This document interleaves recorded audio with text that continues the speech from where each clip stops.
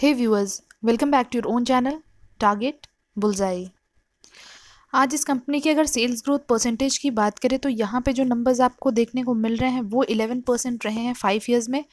बात करते 3 ईयर्स में तो आपको डाउन जाते हुए दिखे हैं, बट 1 ईयर में वापस से आपको बढ़ते हुए नंबर्स दिख रहे हैं जो कि है 7% के लगभग। प्रॉफिट ग्रोथ परसेंटेज की बात करें तो यहाँ पे आपको प्रॉफिट ग्रोथ परसेंटेज काफ़ी बेहतरीन दिख रहे हैं। तो यहाँ आपको नज़र आएंगे 5 ईयर्स में 70%, बीच में डिप है 48%, बट नंबर्स फिर भी बुरे नहीं हैं। और 1 ईयर की बात करें तो 101 और लगभग आप देख सकते हैं 102% के आसपास इनका प्रॉफिट ग्रोथ इस एक साल में रहा है। आरओई की बात करें तो आरओई भी हमें यहाँ पे इस एक साल में थोड़े ठीक ठाक से दिख रहे हैं, क्योंकि एटलीस्ट 15 to 20 होना चाहिए, बट यहाँ पे कोई बात नहीं, 1 ईयर में आपको फिर भी अबव 15%, इन बिटवीन 15 to 20% नज़र आ रहे हैं। साथ ही बात करें 5 ईयर्स एंड 3 ईयर्स की तो भी नंबर्स जो रहे हैं वो ठीक ठाक से दिख रहे हैं आपको। आरओसीई की बात करें तो आरओसीई भी वैसे ही आप देख सकते हैं, भले ही 5 ईयर्स में 11% के लगभग हो, बट 3 ईयर्स में आपको 15% एंड 1 ईयर में ऑलमोस्ट 17 to 18% नज़र आ रहे हैं। डेट टू इक्विटी रेशियो की बात करें तो कंपनी ने अपने जो डेट है उसको कम किया है अभी के टाइम में।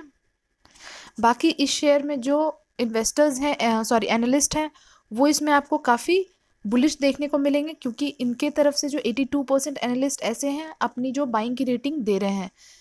अब बात करें अगर रिटर्न्स के, तो रिटर्न्स इनके काफ़ी बेहतर हमें देखने को मिल रहे हैं, बिल्कुल भी बुरे नंबर्स नहीं है। क्योंकि अगर हम देखते हैं 3 ईयर्स में 108%, 2 ईयर्स में 133% और 1 ईयर में 260% के लगभग। तो ये आपको 1 से 3 ईयर्स में काफ़ी अच्छे खासे परसेंटेज के बेसिस पे आपको रिटर्न्स मिले हैं। बट 6 मंथ, 3 मंथ और 1 मंथ की बात करें तो 6 मंथ एंड 3 मंथ में भी आपको ऑलमोस्ट 87 एंड 61% के आसपास का रिटर्न रहा है। और अगर हम लोग बात करें 1 मंथ और 1 वीक की, तो आपको फिर भी जो नंबर्स हैं वो ख़राब नहीं दिख रहे हैं, नंबर्स हमें काफ़ी बेहतरीन दिख रहे हैं बाकी जो शेयर्स होते हैं उसके मुकाबले। अब यहाँ पे अगर बात करते हैं इसके वैल्यूएशन की, तो वैल्यूएशन में आपको ईपीएस काफ़ी बेहतरीन नज़र आ रहा है जो कि है 120 के लगभग। और इंडस्ट्री पी की बात करें, इंडस्ट्री पी यहाँ 13 है और जो स्टॉक पी है वो 9 है। तो आपको जो ये शेयर है वो फेयरली वैल्यूड प्राइस पे मिल रहा है। बाकी डिलीवरी की बात करें तो 21%, 20 to 21% की डिलीवरी हुई थी इसमें फ्राइडे के दिन। दैट मीन्स लोग इसमें इंटरेस्ट थोड़ा बहुत अभी दिखाना स्टार्ट कर चुके हैं। आपको वीडियो के थंबनेल और टाइटल से पता चल ही गया होगा कि हम कौन सी कंपनी के बारे में बात करें, तो थोड़ा सा और इसको डिटेल में हम लोग जानते हैं, क्योंकि हमें बिजनेस मॉडल जानना ज़रूरी है किसी भी कंपनी के ऊपर, अगर हम लोग उसमें इन्वेस्ट करें कि कंपनी फंडामेंटली कैसी है और उनके टेक्निकल्स कैसे हैं, ताकि हम जब इन्वेस्ट करते हैं किसी भी शेयर में तो हम उस तरीके के रिटर्न्स जो हैं वो एक्सपेक्ट कर सकें। अगर हम बहुत वीक कंपनी में इन्वेस्ट करें तो उसी हिसाब से हमें जो रिस्क है वो हमारे लिए बढ़ जाता है। तो बात करें हम लोग टाटा स्टील की, तो टाटा स्टील कंपनी जो है वो Asia's first integrated private steel company है एंड इट्स स्टैब्लिश्ड इन 1907। अब अगर बात करें तो ये कंपनी जो है काफ़ी आप देख सकते हैं लीडिंग ग्लोबल स्टील कंपनी में से आती है, और साथ ही जो इनके इंटायर वैल्यू चेन है उनमें इंक्लूडेड है, जैसे कि स्टील मैन्युफैक्चरिंग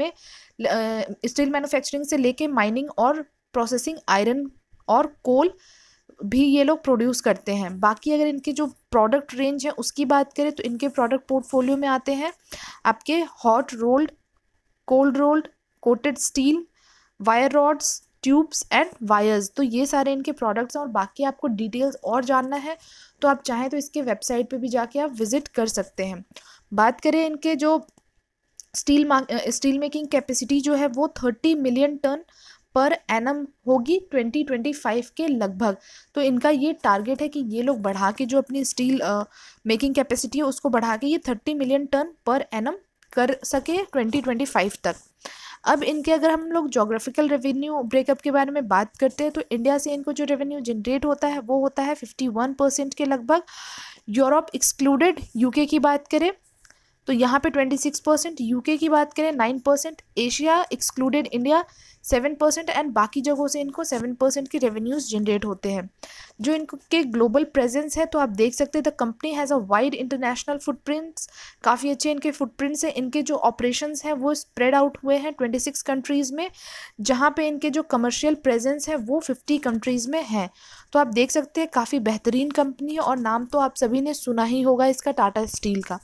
अब बात करते हैं बाकी जो इसके डिटेल्स हैं, जैसे कि फिनेंशियल्स हो गए, इसके जो शेयर होल्डिंग पैटर्न्स है उसके ऊपर, और फिर बात करेंगे हम लोग चार्ट में भी कि इनके लेवल्स एंड टारगेट क्या निकल के आने वाले हैं और आपको कहाँ पे इसमें अपॉर्चुनिटी ढूंढनी है अपने लिए। अब अगर इसके फिनेंशियल्स पे नज़र डालते हैं तो यहाँ आपको जो नंबर्स हैं वो करोड़ में देखने को मिलेंगे, और बात करेंगे हम लोग 4 साल की, जैसे कि मार्च 2018 से लेके मार्च 2021 तक की। अब यहाँ पे सेल्स के जो नंबर्स हैं वो आपको देखने को मिल रहे हैं 1,23,249 करोड़। उसके बाद आपको जो ये नंबर्स थे वो मार्च 2019 में बढ़े थे, आपको थोड़ा जो है वो डिप देखने को मिला है मार्च 20 में। अगेन आपको जो एक जंप है आप कह सकते हैं वो देखने को मिल रहा है मार्च 2021 में। तो यहाँ पे अगर हम लोग परसेंटेज चेंज की बात करते हैं इस 2 साल में, जहाँ पे 1,48,972 से लेके ये शेयर जो है 1,56,294 करोड़ जाता हुआ दिखा है। तो यहाँ जो परसेंटेज चेंज निकल के आ रहा है वो है 5% के आसपास का जंप। अब अगर बात करें इसके नेट प्रॉफिट के नंबर्स के ऊपर तो 13,434 करोड़ का इनका नेट प्रॉफिट जनरेट हुआ था मार्च 2018 में। आपको नंबर्स जो है वो घटते हुए यहाँ दिखे हैं, काफ़ी भारी जो इनके नेट प्रॉफिट में गिरावट है वो यहाँ पे आपको देखने को मिल रही है मार्च 2020 में। मोस्ट ऑफ द कंपनीज के जो मैन्युफैक्चरिंग्स थे वो सारे ही उस टाइम ठप पड़े थे, कह सकते हैं आप बंद पड़े थे। मार्च जब ये 2020 कोविड का फॉल हुआ था तो वो पूरा साल ही लोगों के लिए ख़राब गया था, सारी कंपनीज़ के लिए। तो उसके बाद इस कंपनी ने अच्छा जो अभी जनरेट किया है नेट प्रॉफिट वो मार्च 21 में। तो आप यहाँ देख सकते हैं वापस से कंपनी कोशिश में है कि वापस इनके जो नेट प्रॉफिट है उनमें बढ़ोतरी हो। तो यहाँ आपको 7,490 करोड़ के लगभग आपको इनका नेट प्रॉफिट दिख रहा है। अब बात करें अगर यहाँ परसेंटेज चेंज की तो यहाँ काफ़ी आपको बड़े नंबर देखने को मिलेंगे, जैसे कि 381% का यहाँ आपको जंप नज़र आ रहा है। बेशक सी बात है कि मार्च 20 में इतना बड़ा फॉल डाउन हुआ था और उसके बाद जो इनके नेट प्रॉफिट में इतनी भारी गिरावट आपको देखने को मिल रही है, उसके बाद भी कंपनी ने अच्छा किया है, जिस वजह से आपको ये जो परसेंटेज है ये निकल के आ रहे हैं। अब बात करते हैं इसके जो क्वार्टरली बेसिस के जो नंबर्स हैं उसके ऊपर। यहाँ पे हम लोग 4 क्वार्टर की बात करेंगे, जून 20 से लेके मार्च 21 तक की, और सेल्स के नंबर्स की पहले बात करेंगे, और यहाँ पे भी जो नंबर्स हैं वो आपको करोड़ में देखने को मिल रहे हैं। अब जैसा कि देख सकते हैं जून 20 में जो इनके सेल्स जनरेट हुए थे वो थे 24,289 करोड़, और आपको वैसे ही ग्रेजुअली जो नंबर्स हैं वो बढ़ते हुए दिख रहे हैं, और मार्च 21 में आपको 49,977 करोड़ का जो है वो सेल्स जनरेट होता हुआ दिख रहा है। अब बात करें अगर पिछले क्वार्टर से इस क्वार्टर में कंपैरिजन तो 19% के लगभग आपको जो है वो जंप नज़र आ रहा है इनके नंबर्स में। नेट प्रॉफिट की बात करते हैं तो नेट प्रॉफिट जून 20 में यहाँ आप देख सकते हैं कि काफ़ी आपको माइनस में आपको नंबर देखने को मिल रहा है, काफ़ी डिप है यहाँ पे। उसके बाद अगर बात करें तो कंपनी ने जो जनरेट किया 1,565 करोड़ का नेट प्रॉफिट, और फिर उसी तरीके से आपको जो है वो बढ़ते हुए दिखे हैं। मार्च 21 में आप देख सकते हैं 6,644 करोड़ का इनका जो है नेट प्रॉफिट निकल के आ रहा है।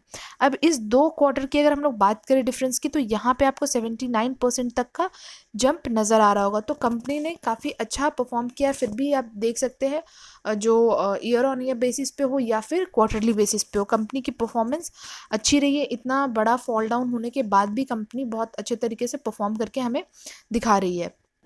तो यही बताता है कि कंपनी कितने स्ट्रॉन्ग है, और जब हम स्ट्रॉन्ग कंपनी में इन्वेस्ट करते हैं तो उसी तरीके से जो हमें रिटर्न्स मिलेंगे वो भी हमें बेहतरीन मिलते हैं। अब हम लोग शेयर होल्डिंग पैटर्न्स के ऊपर बात करें तो हम बात करेंगे 4 क्वार्टर की, जून 20 से लेके मार्च 21 तक के नंबर्स की। तो यहाँ पे आप देख सकते हैं जो प्रमोटर्स की होल्डिंग है वो आपको बिल्कुल थ्रू आउट दी क्वार्टर्स आपको काफ़ी कंसिस्टेंट देखने को मिल रहे होंगे, 34.41 के लगभग।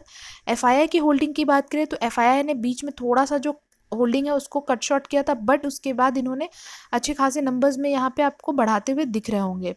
डीआईआई की बात करें तो डीआईआई ने जो अपने नंबर्स रहे हैं उसको बीच में आप देख सकते हैं कि यहाँ पे थोड़ा सा माइनर सा नंबर इनका बढ़ता हुआ दिखा है, बट उसके बाद आपको इन्होंने कट शॉर्ट किया है अपने नंबर्स को, जो भी होल्डिंग्स हैं उसको। गवर्नमेंट की होल्डिंग्स की बात करें तो ऑलमोस्ट सेम ही और बहुत माइनर से नंबर में नज़र आ रहे हैं। बाकी पब्लिक की बात करें तो पब्लिक ने जो अपने होल्डिंग्स है उसको बढ़ाते हुए यहाँ पे बढ़ाया था थोड़ा सा, उसके बाद आपको 2 क्वार्टर में आपको घटाते हुए दिख रहे हैं, दैट मीन्स कट शॉर्ट करते हुए दिख रहे हैं। आप यहाँ पे देख सकते हैं जो प्लेज की बात हम लोग करते हैं, यहाँ पे आप थ्रू आउट दी जो क्वार्टर्स हैं यहाँ पे परसेंटेज आपको क्लियरली विजिबल होगा, आप देख सकते हैं कि कितना प्लेज है। अब बात करते हैं जो म्यूचुअल फंड्स इसमें इन्वेस्टमेंट कर रहे हैं अभी के टाइम में। तो सबसे पहले देखेंगे हम डीएसपी नेचुरल रिसोर्सेज हैं, जिनके परसेंटेज भी हमें अच्छे देखने को मिल रहे हैं, जो कि है 10% के लगभग। Second is ICICI prudential equity saving fund direct growth. बाकी आपको ये जो सारे म्यूचुअल फंड्स हैं, you can read it out, और यहाँ पे आपको इनके सारे परसेंटेज दिखेंगे। तो काफ़ी अच्छे जो म्यूचुअल फंड्स हैं वो आपको यहाँ पे इन्वेस्टमेंट करते दिख रहे हैं। और जब अगर अच्छे म्यूचुअल फंड्स इसमें इन्वेस्टमेंट कर रहे हैं, एफआईआई के आपने जो होल्डिंग्स है वो देखी है, तो यहाँ पे अगर अच्छे और बड़े मतलब इंस्टीट्यूशंस सारे यहाँ पे इन्वेस्टमेंट करें तो हमारे लिए ही एक अच्छी चीज़ हो जाती है। और उसमें हमें एक स्ट्रॉन्ग, आप कह सकते हैं कि एक स्ट्रॉन्ग चीज़ें हमें नज़र आती है कि लोग इसमें इंटरेस्ट दिखा रहे हैं, और उसी के बेसिस पे जो है वो शेयर फिर हमें भी रिटर्न बना के देगा। तो उसी हिसाब से हम अपने जो भी है डिसीज़न उसको हम चार्ट पे देखेंगे। अब बात करते हैं इसके चार्ट के ऊपर। तो देख सकते हैं यहाँ पे सबसे पहले हम लोग डिस्कस करेंगे 1 वीक के चार्ट पे, और यहाँ पे जो है वो हर एक कैंडल 1 वीक को रिप्रेजेंट करता हुआ नजर आएगा। तो जब कोविड का टाइम था, प्री कोविड, आपको 508 पे ये ट्रेड करता हुआ दिखा था। उसके बाद ऑलमोस्ट हाफ हो गया था ये शेयर प्राइस, जो कि 250 के प्राइस पे आपको ट्रेड करता हुआ दिखा है।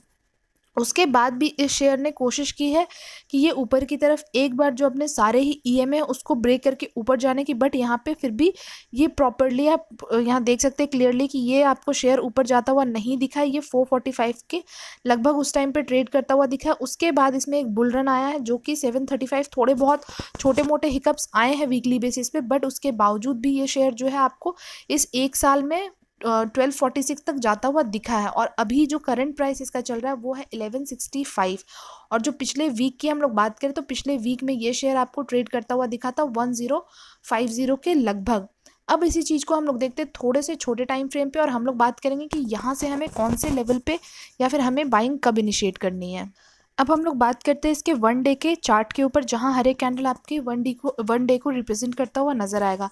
जैसा कि हमने पिछले चार्ट में देखा कि 735 तक ये शेयर गया था, उसके बाद छोटे मोटे हिकअप्स के बाद ये सीधा आपको 1246 के आसपास जाता हुआ दिखा है। बाकी कुछ टाइम से आपको जो है इसमें प्रॉफिट बुकिंग के फेज़ में ये शेयर आपको चलता हुआ दिख रहा था। और इस बीच में तब भी अगर यहाँ से हम लोग बात करते हैं, तब भी ये शेयर जो है ऑलमोस्ट अपने जो 20 डे ईएमए है उसके ऊपर ही सस्टेन करता हुआ दिख रहा है।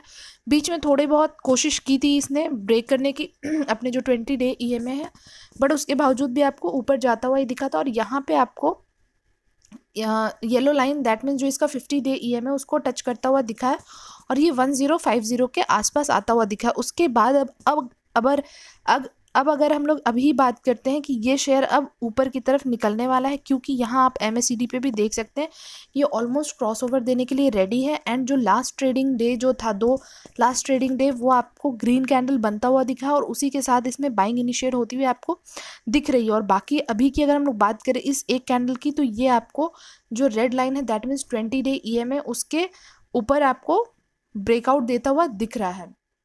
अब अगर हम लोग बात करते हैं कि जो अब यहाँ से इसने ब्रेकआउट तो ऑलरेडी दे दिया है, अब ये आपको कहाँ तक जाता हुआ दिख सकता है ये शेयर, अगर ये प्रॉपरली ब्रेक करता है इस 1250 या 1246 को, तो ये आपको नया हाई बनाता हुआ दिखेगा 1350 के आसपास। तो ये टारगेट आपको आता हुआ दिखेगा, और ये ऑलरेडी एक ब्रेकआउट दे चुका है। और 1-2 कन्फर्मेशन के बाद आप चाहें तो आप इसमें बिल्कुल भी एक्सपेक्ट कर सकते हैं कि ये आपको ये लेवल आता हुआ अब दिखेगा।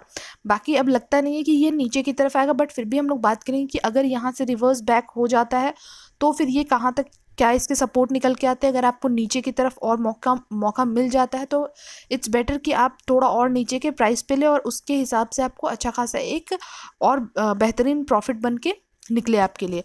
तो अगर अब हम लोग बात करें कि ये शेयर नीचे किधर को आ सकता है, तो अगर ये ब्रेक करता है 1130 को, तो आने वाले टाइम में आपको ये जो 1050 है वहाँ तक आता हुआ दिखेगा। आप चाहे तो यहाँ के लिए आप वेट कर सकते हैं, यहाँ से आप बाइंग इनिशिएट कर सकते हैं। अदरवाइज 970, और अगर बात करें तो 775 भी आता हुआ दिखेगा, बट इससे ज़्यादा एक्सपेक्टेशन नहीं है कि ये और ज़्यादा नीचे गिरेगा, क्योंकि ऑलरेडी ये ऊपर की तरफ ब्रेकआउट दे चुका है, और होपफुली ये शेयर अब आपको ऊपर की तरफ ही जाता हुआ दिख सकता है।